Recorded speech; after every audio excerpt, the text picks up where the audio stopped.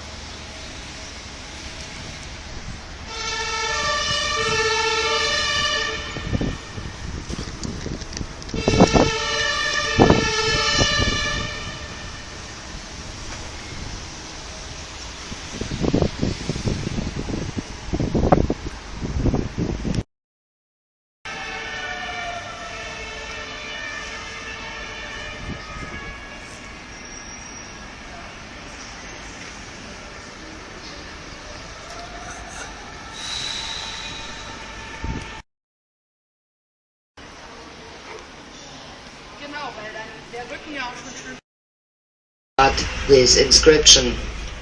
They still were hungry, of course, but at least they had a dedication. Reminds me a bit to this glass dome instead of real transparency. On the left side of the Reichstag building, you can see the new buildings of Parliament. Paul Löber House holding the offices of the members of Parliament, and in the background Marie Elizabeth Lüder's house with the Parliament's library.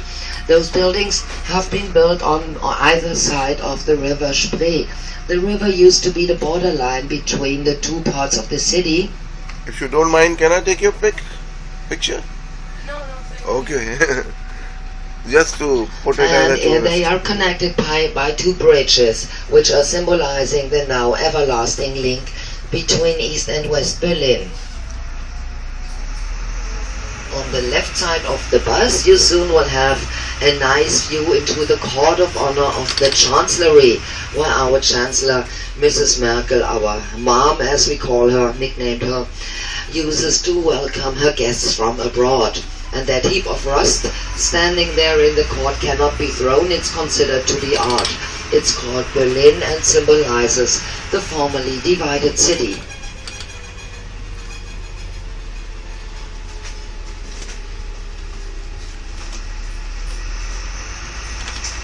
Now here on the left side, this building was nicknamed the Elephant Glue or the washing machine by the Berliners. The Elephant Glue, okay, perhaps because of the Chancellor who had it built, Helmut Kohl. And the washing machine, you will see why we call it like that when we see it from another angle. This little cube in front of us is a building which is worldwide unique, although it does not look like it.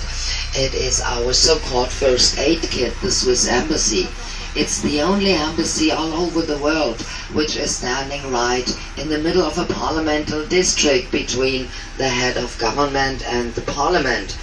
Because this whole place, only the Swiss stayed and waited, and when the wall fell they had this worldwide unique site for their embassy. In front of us there is a cute blue little building. We nicknamed it Dolly Buster House. That's why when we pass it, this is the kindergarten of the parliament. It cost 7 million euro, and when it was opened, 7 kids showed up. Today they care for some 30 kids inside this kindergarten, and they have more than 35 people to care for these 30 kids. Around the clock, 24/7, but of course only for members of parliament. Now here on the right side you can see the two bridges connecting the two buildings of parliament across the former borderline, the river Spree. And beyond the bridges you see some white crosses standing on the riverbank. These are reminders to the people who tried to escape from East Berlin by swimming through the river and who did not succeed. In front of us, those brick buildings belong to the Charité, the oldest hospital of Berlin, a Huguenot foundation from the 18th century. And here on the left side you can see the double row of cobblestone, which perhaps you already saw at Brandenburg Gate. It always indicates where the wall used to stand. So here we are in East Berlin, and soon this double row of cobblestone will cross the street.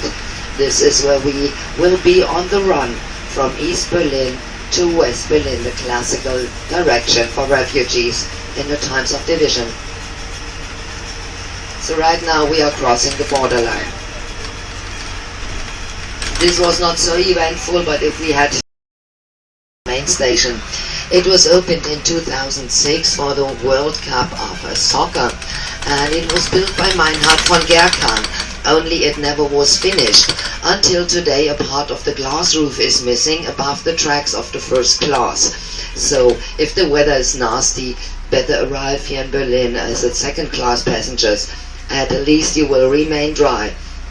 And what really gives us high hopes is the fact that the very same architect who did not finish main station now tries to finish our airport.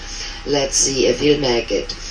Although it never was finished, main station is the most modern crossroad railway station. 15 seconds. On the left riverbank you see the Chancellery again, and now you get an idea why we call it our washing machine. And you also can see that it's really huge. It is 4 times as big as the White House in Washington. And now again, let's remember Mr. Helmut Kohl, who had it built. He also was 4 times as big as the average American president. So might be that's why. Between the Chancellery and the Swiss Embassy, now you have a nice view on the roof of Sony Center.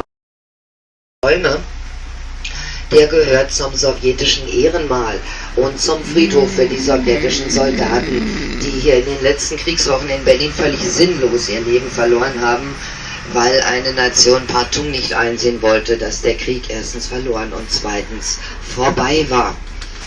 Tja, ein deutscher Hahn kämpft bis zum Grill. Durch die Bäume, das ist die Goldelse, die Siegesgöttin Victoria auf der Siegessäule. Diese Göttin wurde von Friedrich Drake gestaltet, sie wiegt 40 Tonnen und ist echt vergoldet. In front of us you see our golden Else, the goddess of victory, Victoria, on the column of victory. This goddess was designed by Friedrich Drake. The lady weighs 40 tons and is genuinely gold-plated. The pale gentleman on the right side on the corner, this is Helmut von Moltke, after whom the bridge was named. And behind him also on the right side, you will see our Iron Chancellor Otto von Bismarck.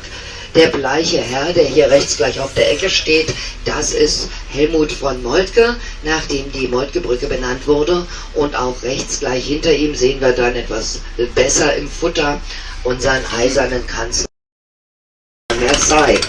Die Straße des 17. Junis, die wurde benannt nach dem Volksaufstand in Ostberlin und der DDR am 17. Juni 1943. So here we are approaching our stop in number 19, the flea market. Und damit kommen wir zum Stopp in Nummer 19, zum Flohmarkt. From this stop we will have a nice view on Charlottenburg Gate, the gate of the city of Charlottenburg. Charlottenburg used to be a wealthy and independent city until 1920, so from 1940. Vor uns sehen Sie jetzt das Charlottenburger Tor, das war das Stadttor der Stadt Charlottenburg. Charlottenburg war bis 1920 eine wohlhabende und unabhängige Stadt und von 1905 bis 1908 hat man sich dann dieses repräsentative Stadttor gebaut. Auf dem linken Torflügel sehen Sie den ersten preußischen König Friedrich I., genannt der Schiefe Fritz. Der hat sich im Januar 1701 in Königsberg zum König in Preußen gekrönt.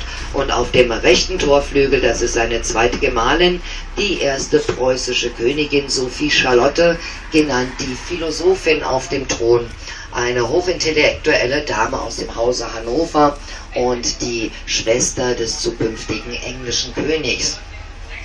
Dieser rough and a sandy place with not much of culture.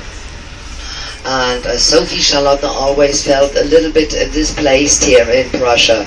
She thought herself worth more than this sandy little kingdom at the end of the world, and poor Frederick I really had to do some efforts to live up to the expectations of his wife, and in fact he never really succeeded. He was crown. Was Sophie Charlotte von der preußischen Krone dachte, das hat sie bei der Krönung ganz deutlich gezeigt, indem sie, als ihr Mann ihr die Krone aufs Haupt setzte, erstmal geräuschvoll Schnupftabak schnupfte, um der Welt zu zeigen. Enormous anti-aircraft bunker standing in the Tiergarten, and these were the last 2 buildings in Berlin to surrender. These bunkers proved rather indestructible. Unfortunately, the zoo was not.